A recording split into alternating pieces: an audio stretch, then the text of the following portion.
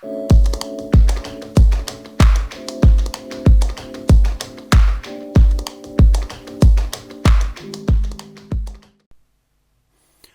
वालेकुम स्टूडेंट्स। आज नए सेमेस्टर का पहला लेक्चर है और इसमें हम जो इंट्रोडक्शन है आपका सिलेबस उसके बारे में हम कुछ बात करेंगे, कुछ डिस्कस करेंगे और उसको ओवरव्यू करेंगे।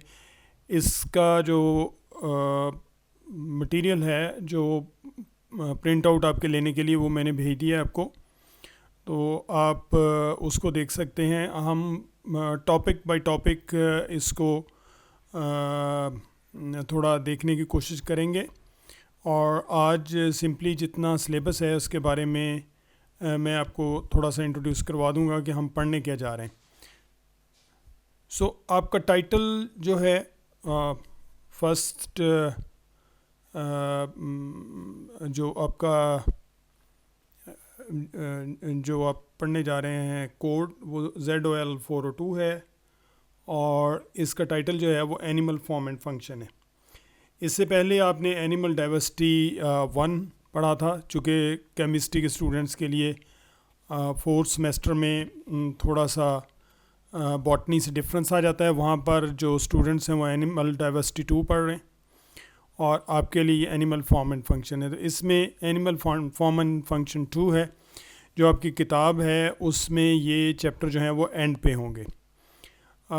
ये बुक सी आपके पास जो डॉक्टर रियाजुल हक रामी की है, जो बुनियादी तौर पे मिलर एंड हार्ले से ही है, उसमें बुक सी आपको लेनी पड़ेगी। बुक भी, उसका टाइटल भी मैं आपको शेयर कर देता हूँ, तो वो ले लीजिए। और उसमें जो टॉपिक वाइज है मिड के लिए कितना है, फाइनल के लिए कितना है, ये हम अभी देख लेते हैं। तो इसका पहला चैप्टर जो है वो न्यूट्रिशन एंड डाइजेशन है और इसमें एवोल्यूशन ऑफ न्यूट्रिशन देखेंगे, किस तरह से इवॉल्व हुई न्यूट्रिशन डिफरेंट एनिमल्स के अंदर, और metabolic fates of the nutrients, किस तरह से न्यूट्रिएंट्स जो हैं वो मेटाबॉलिक पाथवे में जाके उनके साथ क्या बीतती है।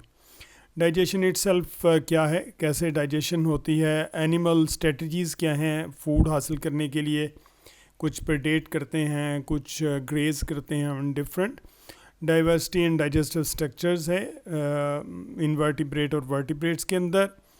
और मैमेलियन डाइजेस्टिव सिस्टम हम देखेंगे, gastrointestinal motility and it's control, oral cavity के अंदर किस हद तक डाइजेशन होती है और इसका रोल क्या है, और फेरेंक्स और oesophagus, stomach and intestine, main side of digestion. Large intestine का क्या रोल है, रोल ऑफ पेंक्रियाज कैसे काम करता है, और लिवर और गाल ब्लैडर का क्या काम है। तो ये जनरली पहला चैप्टर आपका न्यूट्रिशन एंड डाइजेशन के बारे में बहुत इम्पॉर्टेंट है, बेसिक्स है। और जब ये आप पढ़ लेंगे तो इंशाल्लाह आप अपनी बॉडी के बारे में भी बहुत कुछ जान जाएंगे और जनरली जो डाइजेस्टिव सिस्टम एनिमल्स के अंदर है उसके बारे में भी काफ़ी बातें जो हैं वो हम क्लियर करेंगे।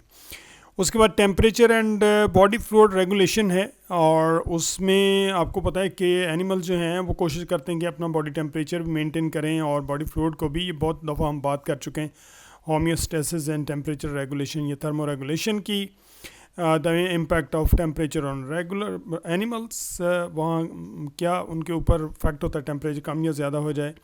हीट गेन्स एंड लॉसेस किस तरह से एनिमल करते हैं, some solution of temperature fluctuations, जो बहुत बड़ी फ्लक्चुएशंस होती हैं तो उनसे कैसे बचा जा सकता है, and temperature regulation in invertebrate fishes, amphibian, reptiles and birds and mammals. और उसके बाद heat production in birds and mammals, किस तरह से वो हीट प्रोड्यूस करते हैं, कि birds and mammal they are homeotherms, इनकी बॉडी का टेम्परेचर एक सा ही रहता है, गर्मी हो सर्दी हो, तो ये उसको किस तरह से मेंटेन करते हैं। Control of water and solute, osmo regulation, excretion कैसे होती है, invertebrate and vertebrate excretory system, and how vertebrate achieve osmo regulation. Vertebrate kidney की वेरिएशंस कैसी हैं और mechanism in metanephric kidney functions. तो ये कुछ जो टॉपिक्स हैं ये हम कवर करने की कोशिश करेंगे। तो ये मिड तक आपका इतना होगा। फाइनल में मिड का जो हमने पढ़ा होगा उसका 20% होगा और उसमें जो पहला चैप्टर है हमारा जो एक्चुअल मिड का है वो 20% जो हमने मिड में पढ़ा है वो फाइनल में इंक्लूड हो सकता है, नॉट नेसेसरली कि हो, लेकिन हो सकता है। एग्जामिनर की ये मर्ज़ी होती है कि वो 20% तक वहाँ से दे सकता है। अब जो फाइनल का हमारा सिलेबस है वो रिप्रोडक्शन एंड डेवलपमेंट है। Asexual reproduction in invertebrates and advantages and disadvantages of asexual reproduction हम पढ़ेंगे। सेक्सुअल रिप्रोडक्शन इन इनवर्टिब्रेट्स ये देखेंगे हम। कॉन्जुगेशन वगैरह के बारे में आप ऑलरेडी बहुत कुछ जानते हैं। Advantages and disadvantages sexual reproduction and sexual reproduction in vertebrates.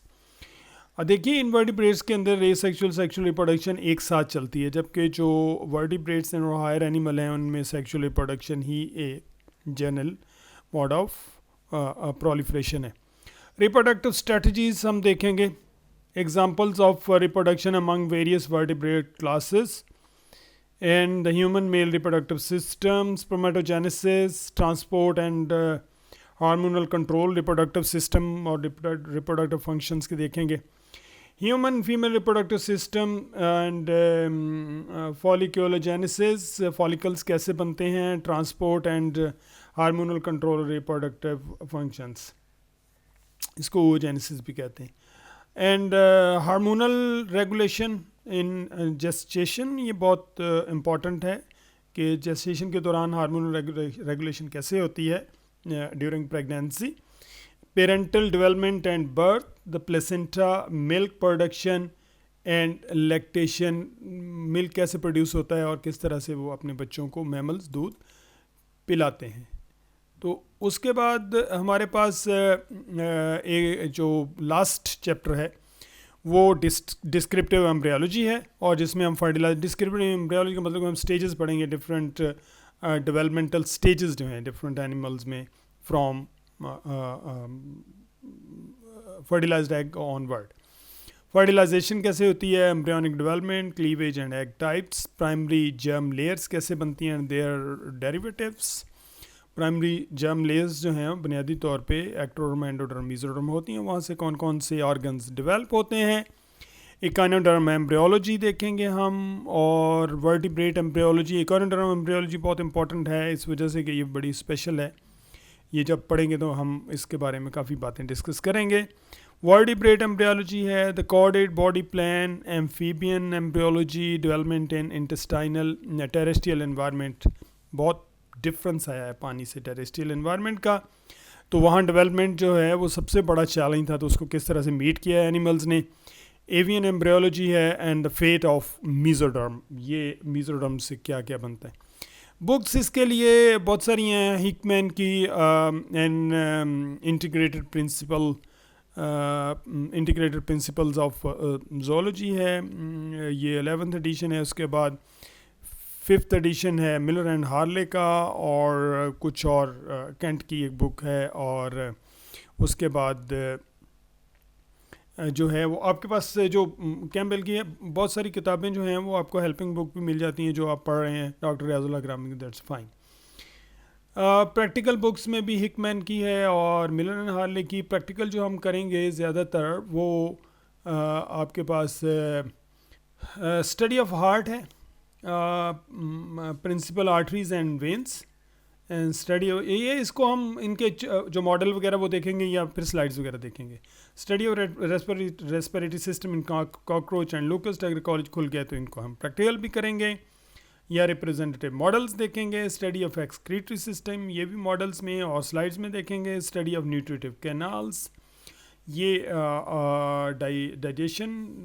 Dissection करने की कोशिश करेंगे अगर कॉलेज खुले तो। Study of male reproductive system in invertebrates and vertebrate, इसकी भी डाइसेक्शन है। और study of female reproductive system, ये भी डाइसेक्शन है। डाइसेक्शन आप समझते हैं कि हम लाइव एनिमल लेके तो उसको फिर हम जो है वो डिसेंसिटाइज करते हैं, उसके बाद फिर उसको डाइसेक्ट करते हैं। Study of hormonal influences of the reproductive function model, ये हम किसी हद तक देखेंगे। और एक और है कि study of preserved advance stages of avian and mammalian development, ये हमारे पास स्लाइड्स हैं वो आपको दिखा देंगे ना, अगर ऑनलाइन रहा तो फिर मैं आपको जो है वो ऑनलाइन स्लाइड्स भेजूँगा। तो ये बेसिक हमारा सिलेबस था जो आपका 4th सेमेस्टर केमिस्ट्री और ZOL 402 animal form and function. तो जो कोड है वो सेम है for the botany and chemistry, लेकिन बॉटनी के लिए टाइटल जो है वो एनिमल डाइवर्सिटी 2 है और केमिस्ट्री के लिए एनिमल फॉर्म एंड फंक्शन है। Thank you very much. इसको पढ़िएगा और देखिएगा, ये हम विद इन अ डे इंशाल्लाह शुरू कर लेंगे। और आप बुक जो है उसको अरेंज करें ताकि आप जब हम शुरू करें तो उसमें आपको कोई मुश्किल पेश ना आए।